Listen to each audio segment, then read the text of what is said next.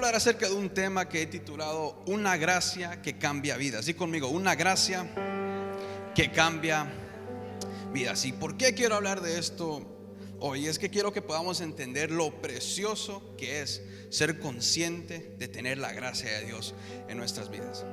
Y quiero que como iglesia podamos reflexionar lo bueno que es Dios por darnos su gracia por medio del sacrificio de su Hijo Jesús, ¿verdad? Y que sin la gracia de Dios nosotros somos nada. Di conmigo, sin la gracia de Dios soy nada. Quiero que leamos Efesios capítulo 2 versículo 1. Vamos a leer bastante hoy. Espero que hayan traído sus lentes para leer. Voy a leer la Nueva Traducción Viviente. Me encanta esta traducción. No sé si lo podemos poner en las pantallas, por favor. Dice: antes ustedes estaban muertos a causa de su desobediencia y sus muchos pecados. Vivían en pecado, igual que el resto de la gente, obedeciendo al diablo, que es el líder de los poderes del mundo invencible, quien es el espíritu que actúa en el corazón de los que se niegan a obedecer a Dios. El versículo 3 dice: todos vivíamos así en el pasado, siguiendo los deseos de nuestras pasiones y la inclinación de nuestra naturaleza pecaminosa. Por nuestra propia naturaleza éramos objeto del enojo de Dios, igual que todos los demás. Pero Dios es tan rico en misericordia y nos amó. No creo que están leyendo conmigo, una vez más. Pero Dios es tan rico en... No lo están leyendo. Pero Dios es tan rico en... Y nos amó un poquito, más o menos. Voy a ir a predicar afuera mejor. Y nos amó. Que a pesar de que estábamos muertos por causa de estábamos muertos por causa de ¿qué? Los pecados. Nos dio vida cuando levantó a Cristo de los... Y mira lo que dice aquí: es solo por la gracia de Dios que ustedes han sido... Dile a la persona que está al lado tuyo: te veo lleno de gracia. Dile: te veo lleno de gracia. No de grasa, de gracia. Porque mire que a alguien le tocó el estómago a alguien como... Dile: te veo lleno de gracia. Te veo lleno del favor de Dios. Y posiblemente la persona que está al lado tuyo es un pecador, acaba de venir por primera vez, pero profetiza: te veo lleno de la gracia de Dios. Sigamos leyendo. El versículo 6 dice: pues nos levantó de los muertos junto con Cristo y nos sentó con Él en los lugares celestiales, porque estamos unidos a Cristo Jesús. De modo que en los tiempos futuros Dios puede ponernos como ejemplos de la increíble riqueza de la gracia y la bondad que Dios nos tuvo, como se ve en todo lo que ha hecho por nosotros, que estamos unidos a Cristo Jesús. Dios los salvó por su gracia cuando creyeron. Ustedes no tienen ningún mérito en eso. Es un regalo de Dios. Di conmigo: la gracia es un regalo de Dios. La salvación no es un premio por las cosas buenas que hayamos hecho, así que ninguno de nosotros puede jactarse de ser salvo, pues somos la obra maestra de Dios. Dile a la persona que está al lado tuyo: yo soy la obra maestra de Dios. Para ti puedo ser feo, pero para Dios soy bonito. Él nos creó de nuevo en Cristo Jesús a fin de que hagamos las cosas buenas que preparó para nosotros tiempos atrás. Amén. La gracia es un regalo de Dios. Di conmigo: la gracia es un regalo de Dios. La gracia es un regalo de Dios para todo creyente. ¿Cuántos creyentes hay acá? Tú ya recibiste esa gracia cuando aceptaste a Jesús en tu vida. Y en la Biblia el término gracia significa tener favor o tener bondad. Di conmigo: favor, bondad. Y es específicamente tener eso cuando se ha ganado sin merecerlo. Nosotros no merecíamos tener esa gracia, pero Dios nos amó tanto que mandó su único hijo, lo más valioso que tenía el cielo, para que nosotros pudiéramos experimentar y recibir esa gracia que ahora tenemos. La gracia de Dios en la Biblia se usa para describir uno de los principales atributos de Dios. Primera de Pedro capítulo 5 versículo 10 dice: mas el Dios de toda gracia, que nos llamó a su gloria eterna en Jesucristo, después que hayáis padecido de un poco tiempo, Él mismo os perfeccione, afirme, fortalezca y establezca. En este pasaje la palabra gracia se usa para indicar el favor gratis o inmerecido de Dios hacia nosotros. Y por último, otra forma de describir la palabra gracia es cuando Dios escoge bendecirnos en lugar de maldecirnos por medio de la fe y el sacrificio de Cristo Jesús en la cruz del Calvario. Entonces, para hacerlo más simple, la gracia de Dios es cuando Dios elige bendecirnos en vez de maldecirnos. El mundo nos maldice, pero Dios nos llena con su gracia, y por medio de esa gracia nosotros somos bendecidos.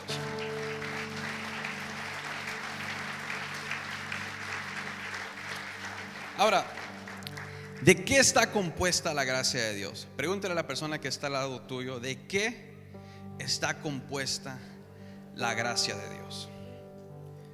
Para poder entender la gracia de Dios, para poder experimentar la gracia de Dios, primero tienes que recibir su gracia. Primera de Juan capítulo 1 versículo 11. De los 4 libros, los 4 evangelios, me encanta el libro de Juan porque describe a Jesús como Dios, ¿verdad? Mateo lo describe como un rey, el rey que esperaba el pueblo de Israel. Marcos, Lucas describen a Jesús como un hombre.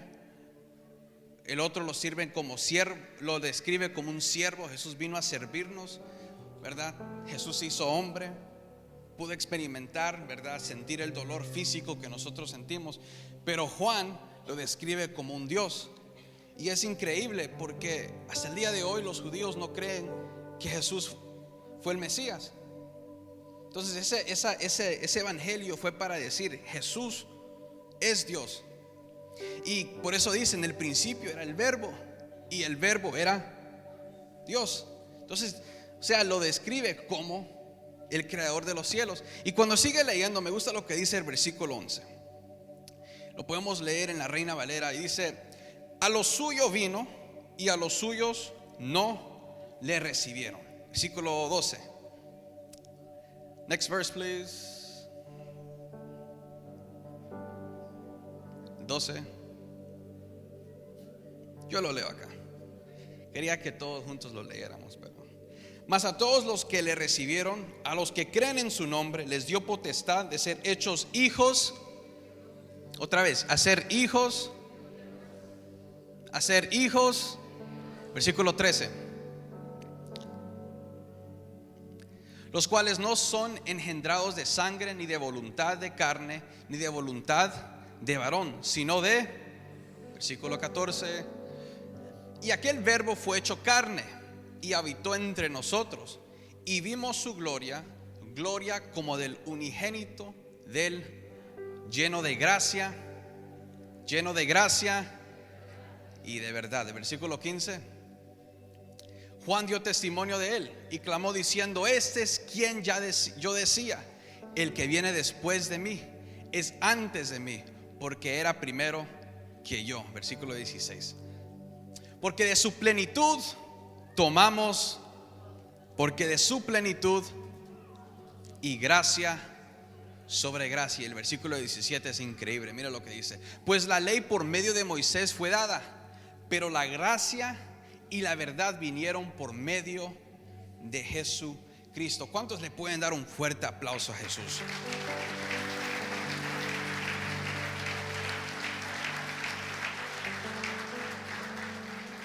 Para poder experimentar la gracia de Dios, primero tienes que recibirlo, porque jamás puedes saber qué es algo si primero no lo sientes.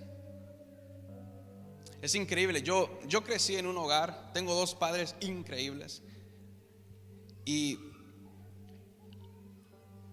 alguien dijo: ¿por qué es que tú sos bien cariñoso con tu esposa? Y le digo: uno, porque pues la amo, y porque eso aprendí. Siempre, yo me imagino que siempre hay pleitos entre parejas, ¿verdad? Y pues uno como hijo sabe cuando hay una tensión media, ¿verdad?, rara entre papá y mamá.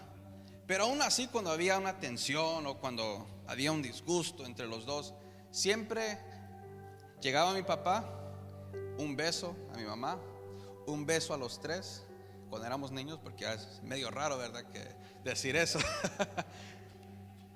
Y yo aprendí eso, o sea, a ser amoroso. Ahora yo soy así con mi esposo porque eso es lo que aprendí de mi papá. Mi papá fue un increíble padre, es un increíble padre. Mi mamá también. Un fuerte aplauso para los dos, por favor. Pero nosotros somos lo que nosotros experimentamos. Ahora tú puedes decir: mi mamá creció en una casa, en un hogar donde tuvo, ¿verdad? Mi abuelo está acá, un increíble abuelo, padre de mi mamá. Mi abuela también, de parte de mi mamá. Eso fue lo que ella, así creció mi mamá, con ese amor, dándole amor, enseñándole con palabras mansas. Mi papá fue el contrario. Mi papá posiblemente no recibió ese amor de parte de sus padres, y posiblemente muchos de ustedes también. Pero lo increíble es que cuando tú recibes a Jesús, y posiblemente no tuviste a un padre, o tuviste a una madre, no tuviste a alguien que te pudiera crecer, que te pudiera instruir, no recibiste ese abrazo terrenal. Cuando aceptas a Jesús, tú recibes ese abrazo de nuestro Padre Celestial. Y ahora, yo no sé cómo es que mi papá llegó a ser así, pero me imagino que todo lo que él es fue gracias a que sintió un amor de parte de nuestro Padre Celestial. Y así es la gracia de Dios. Espera, porque primero, para poder dar de esa gracia, primero tienes que recibir de esa gracia. Mira, te digo algo, este mensaje es uno de los mensajes más sencillos que hasta un niño lo puede entender. No hay tanta revelación, solo es escuchar, porque es tan simple. O sea, la gracia de Dios es tan fácil de recibir. La salvación es tan fácil de recibir. Ya no tenemos que ir a sacrificar a algo, un animal, pobre animal, ¿verdad?, que hay que sacrificar. Ya no, el último sacrificio fue el de Jesús, y ese fue el suficiente.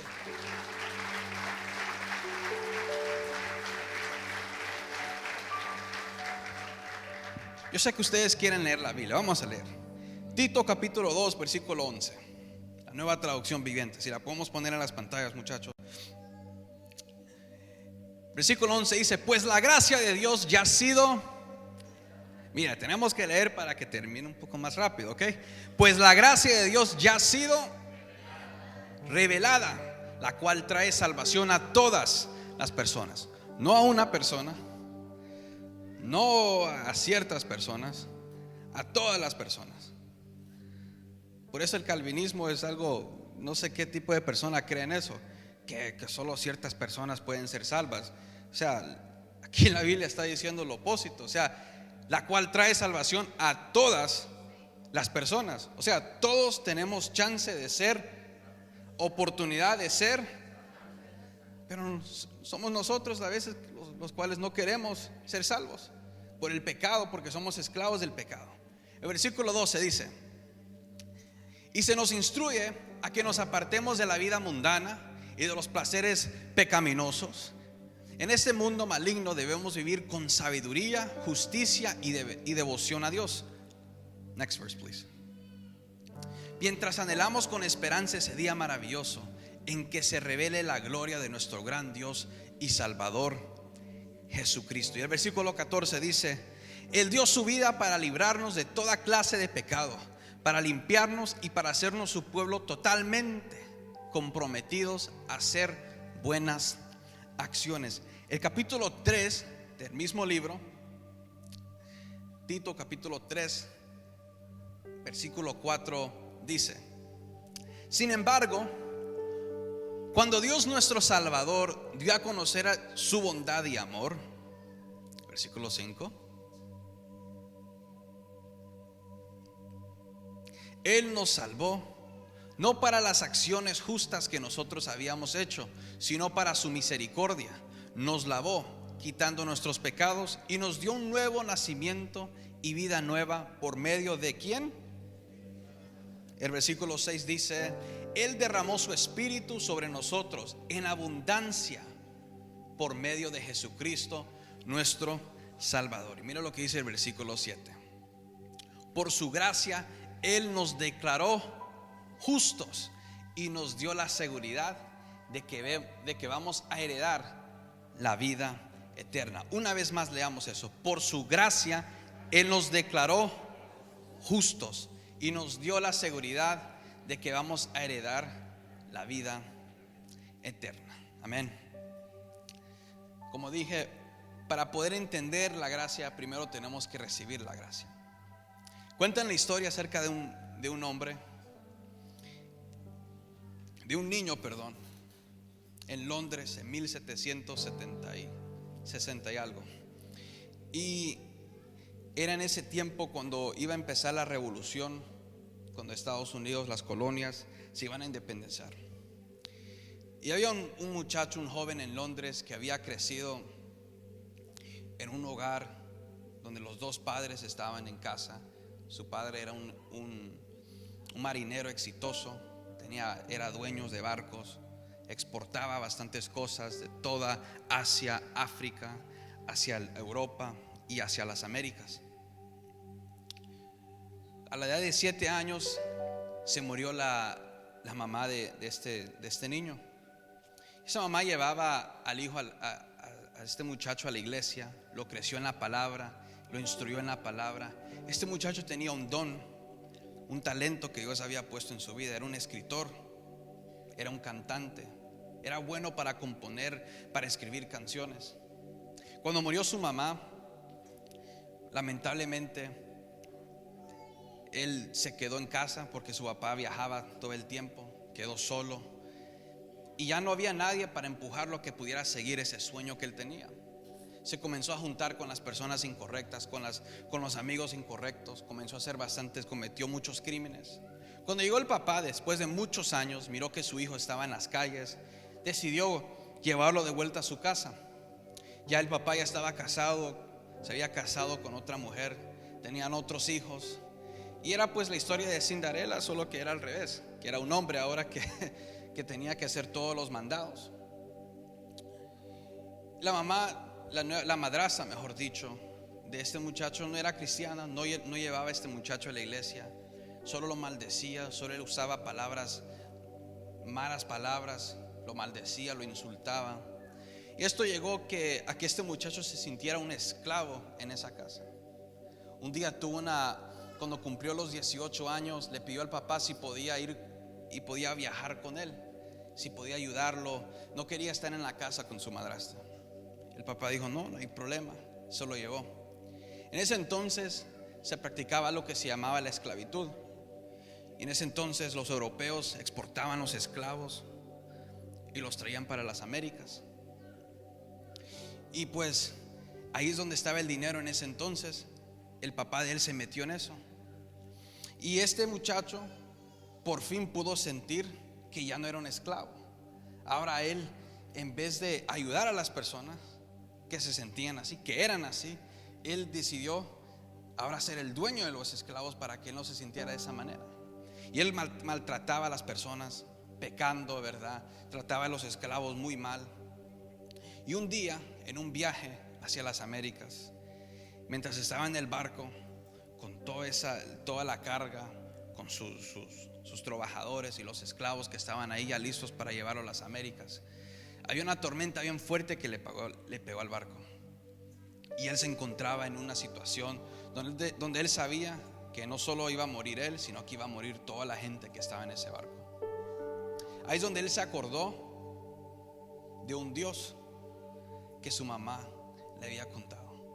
Y después de tantos años, él se arrodilló en ese barco y él le pidió a Dios, le dijo: Señor, perdóname porque me he salido de tus caminos. Señor, perdóname porque en vez de buscarte a ti cuando me sentía de esta manera, en vez de hacer justicia por medio de ti con tus manos, lo quise hacer con mis propias manos. Y en vez de ayudar a las personas, estoy haciendo que muchas personas se sientan de la misma manera como yo me sentí. Y él le dijo: Señor, te pido una cosa, que si tú permites que yo pueda llegar a salvo, te prometo que te voy a servir por el resto de mi vida.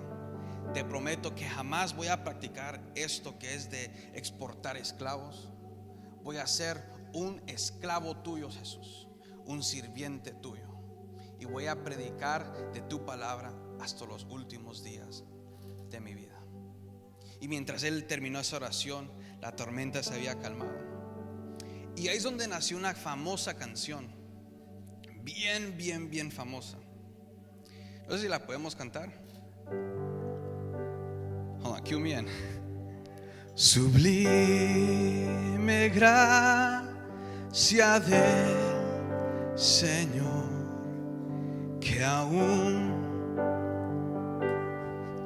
salvo. Y después dice: fui ciego, mas hoy yo puedo ver. Y mira cómo termina: perdido, y Él me halló. Y aquí es donde viene lo bueno, porque él, cuando llegó de vuelta a Londres, vendió todos los barcos que él tenía, decidió luchar para traerle libertad a los esclavos. El Reino Unido hizo esa práctica ilegal mucho más antes que los Estados Unidos. Y nosotros podemos decir: ¿cómo es que Dios puede usar a una persona tan mala? ¿Cómo es que Dios puede usar a una persona tan horrible para poder hacer algo bueno? Y es increíble porque la gracia de Dios es algo que muchas veces no se puede entender. ¿Cómo es que una persona tan mala como él, Dios pudo transformar su vida? Lo usó como un instrumento. Se convirtió en un predicador, en un escritor, uno de los himnos más famosos a nivel mundial, no solo en la iglesia cristiana, sino afuera. Es una canción, un himno que trae paz a la vida de alguien. Se usó ese himno durante las guerras, cuando los nazis estaban bombardeando Londres. Era una canción que traía paz a la vida de las personas. En la guerra civil se cantó en ambos lados, en el norte y en el sur. Cuando cayeron las Torres Gemelas, se cantó porque era un himno que traía paz. Ahora, obviamente la paz viene de Dios, pero cuando alguien está inspirado por Dios, aún las personas que no conocen de Dios pueden sentir esa gracia.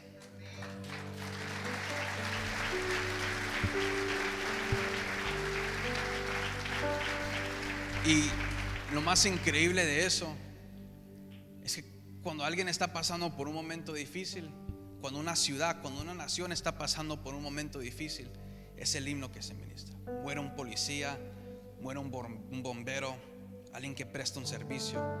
Es el himno que levanta el espíritu de la ciudad. Otro ejemplo, yo sé que a ustedes les gusta la palabra y quieren saber algo. Así fue el testimonio de Pablo, del apóstol Pablo. ¿Cómo es que este gran apóstol, antes de que fuera un apóstol, era alguien malvado que mataba a los cristianos, perseguía a los cristianos? Y lo increíble, estaba hablando con mi papá acerca de esto cuando estábamos hablando del sermón de hoy.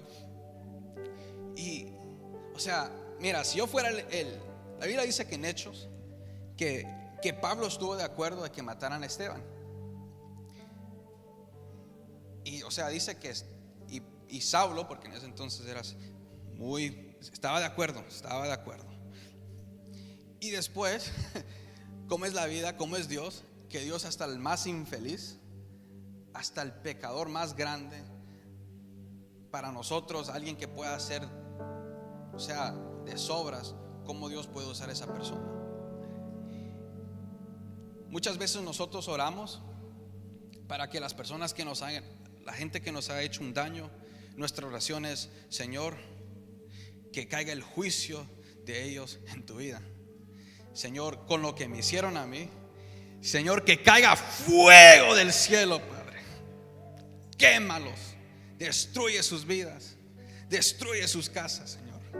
Muchas veces decimos: si yo fuera Dios, cayera fuego del cielo y esa persona. O solo soy yo. Solo soy yo. Hay un encuentro de jóvenes septiembre 10. Yo creo que ese encuentro es para mí entonces. Y muchas veces esa es la oración de nosotros. No me creen, ustedes están manejando calmados, saliendo de la iglesia con la familia, alguien se le corta y usted comienza a pitar: ¡ey, cabezón, bueno para nada! Ya estás maldiciendo. ¿Qué es lo que nos enseña Jesús? Mateo capítulo 10, versículo 8. Versículo 7 dice: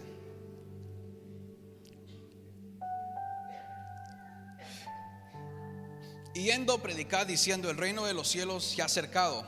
Sanad enfermos, limpiad leprosos, resucitad muertos, echad fuera demonios.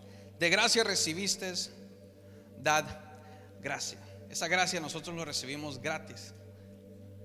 Esa gracia lo recibimos nosotros porque había alguien que miró algo en nosotros. Y así como nosotros hemos recibido esa gracia de Dios, también nosotros tenemos que dar eso de vuelta a las personas. ¿Cómo es que podemos entender la gracia de Dios? Lo primero es cuando tú lo recibes. Lo segundo es cuando tú extiendes esa gracia de vuelta a las personas, aun cuando te hacen daño, aun cuando te dicen algo, aun cuando te ofenden. Mateo capítulo 6, versículo 14 dice: porque si perdonáis a los hombres sus ofensas, os perdonará también a vosotros vuestro Padre celestial.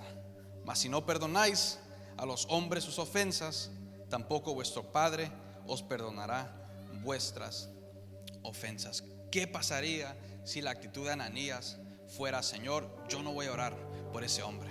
Ese hombre ha hecho mucho daño, ha matado a muchos cristianos. Yo no voy a orar por ese hombre. Más bien, Señor, cualquier llamado que tú tienes para él, que caiga sobre mí. Si esa fuera la actitud de Ananías, creo que si esa fuera la actitud de él, nosotros que somos gentiles, no somos judíos, no miro aquí nadie cara de judío, no hubiésemos recibido, no hubiésemos experimentado, ¿verdad?, de esa gracia de Dios, ¿verdad? Hubiese sido muy difícil.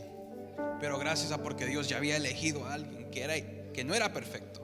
Quiero que, iglesia, tú sepas algo. Tú te sientes que no eres perfecto, como que no tienes las cualidades, los requisitos correctos para que Dios te use. Dios jamás busca personas perfectas. Todas las personas que Dios usó en la Biblia fueron personas imperfectas, pero tenían el corazón que Dios buscaba. Con tal que tú tengas un corazón sensible al Espíritu de Dios, lleno de gracia, dispuesto a recibir esa gracia, dispuesto a perdonar. Yo creo que eso es una de las cosas más difíciles de hacer: perdonar a los que nos hacen daño.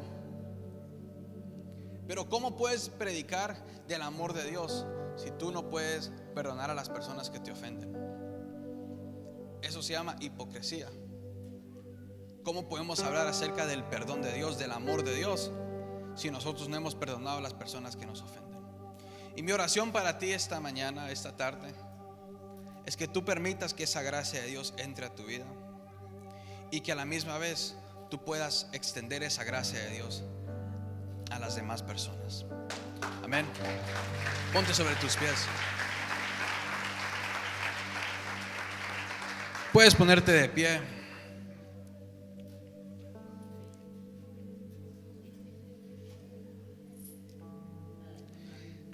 Solo la gracia de Dios es lo suficientemente poderoso de cambiar la vida de una persona y dejar un legado en la historia.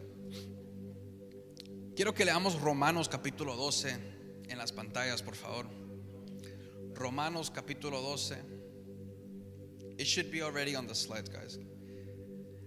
Versículo 14 dice: bendigan a quienes los persiguen, no los maldigan, sino pídanle a Dios en oración que los bendiga. Señor, ¿por qué no mejor no oro por ellos? Pero aquí nos está diciendo, no los maldigan, sino pídanle a Dios en oración que los bendiga. El versículo 15: alégrense con los que están alegres y lloren con los que lloran. Next verse. Vivan en armonía unos con otros. No sean tan orgullosos como para no disfrutar de la compañía de la gente común, y no piensen que lo saben todo.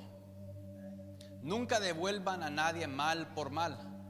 Compórtense de tal manera que todo el mundo vea que ustedes son personas honradas. El versículo 18. Hagan todo lo posible por vivir en paz con todo. Yo sé que es un poco difícil para nosotros los neoyorquinos, pero leámoslo una vez más para que quede en nuestro corazón. Versículo 18 otra vez. Hagan todo lo posible por vivir en paz con todos. Ya veo muchas esposas que le están pegando a los esposos ya. Versículo 19. Queridos amigos, nunca tomen venganza. Dejen que se encargue la justa ira de Dios. Pues dicen las escrituras: yo tomaré venganza, yo les pagaré lo que se merecen, dice el Señor. El siguiente verso. En cambio, si tus enemigos tienen hambre,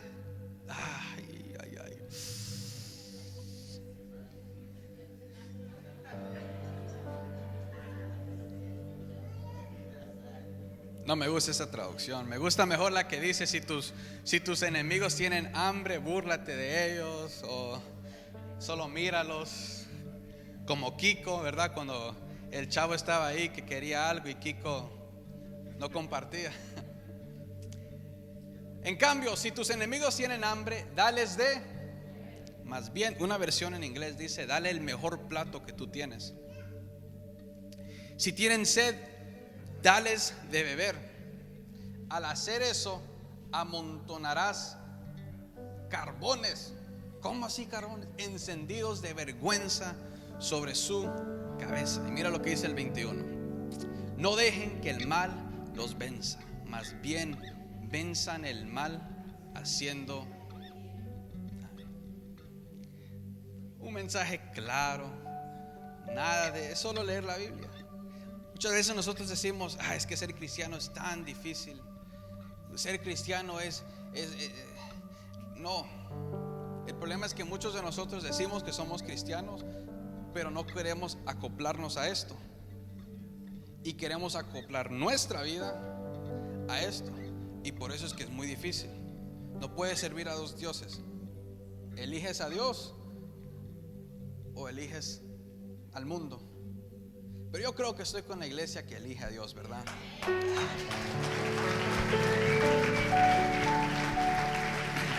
Puedes inclinar tu rostro. Señor Jesús, te damos gracias